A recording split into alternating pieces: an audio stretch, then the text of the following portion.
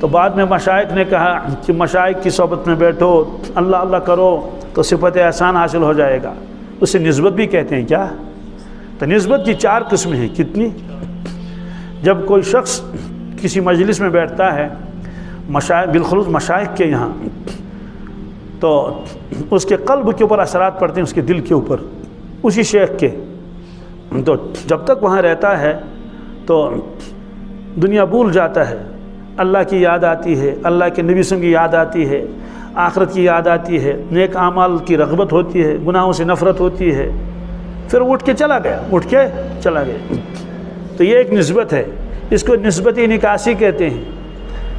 یہ لکھا ہے حضرت شاہ عبدالعزیز صاحب محدث دہلوی نے تفسیر عزیز میں، تفسیر عزیزیہ میں لکھا ہے، کہا کہ اس کی مثال تو ایسی جیسے ایک آدمی عطر فروش کی دکان پر گیا، جب تک وہ بیٹھا رہے گا بدبو آئے گی، خوشبو آئے گی، تو خوشبو تو آنی چاہیے نا، تو وہ عطر فروش کی دکان ہے، جب تک وہاں رہے گا بس اس کا دماغ معطر ہے، خوشبو آ رہی ہے، لیکن جب وہ وہاں سے اٹھ کے چلا جائے گا تو خوشبو ساتھ تھوڑی ہوگی، تھوڑی دیر تک تو رہے گی، اس کے اثرات ختم ہو گئے۔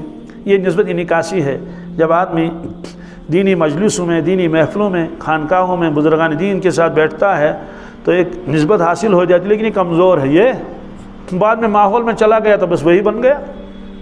جیسے تبلیغی ساتھی جب تک تبلیغی میں رہتا ہے تو بڑا تہجد بھی پڑھتا ہے اور اشراق چارج بھی پڑھتا ہے، جب گھر آتا ہے تو آہستہ آہستہ وہ کیفیت ختم ہو جاتی ہے، پھر گھر والے شکایت کرتے ہیں، کہتے ہیں کہ یہ چلی دی تھا ونچن فجری پڑھن چلہ لگا کر آئے، اب تو یہ فجر کی نماز بھی نہیں پڑھتا۔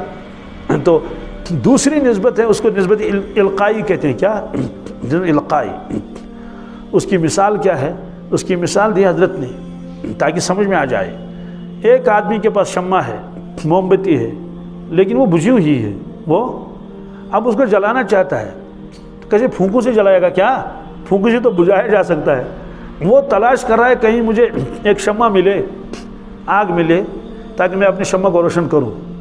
تو مشائخ کے یہاں گیا تو مشائخ کی موم بتی جل رہی تھی، شیخ کی موم بتی، یہ تھوڑی دیر وہاں رہا اور بہت قریب رہا تو اس کے اوپر اس کے اثرات آ گئے، گویا کہ اس شخص نے اپنی موم بتی کو شیخ کے موم بتی کے قریب کر دیا تو اس نے آگ پکڑ لی۔ کیا؟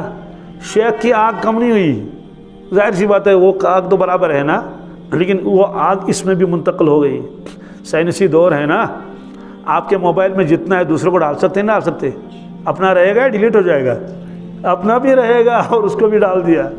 تو ایسے شیخ کی صحبت میں بیٹھا، اس کے اوپر اثرات آ گئے مرید کے اوپر، وہ چلا گیا، بالکل شمع جل رہی ہے، لیکن ظاہر سے ہوا کی جھونکوں سے تو بچانا پڑے گا نا، تو چمنی لگانی پڑے گی، فانوس اوپر سے کچھ نہ کچھ کرنا پڑے گا۔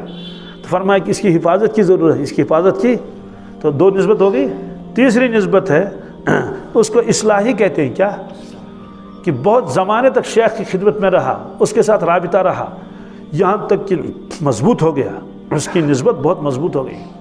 اب وہ کسی بھی ماحول میں جائے، امریکہ جائے، چین جائے، جرمن جائے، جاپان جائے، گانے والوں میں جائے، تماشوں میں کہیں بھی جائے، اس کی نسبت ختم نہیں ہو سکتی، وہ پختہ ہو گیا۔ کیا؟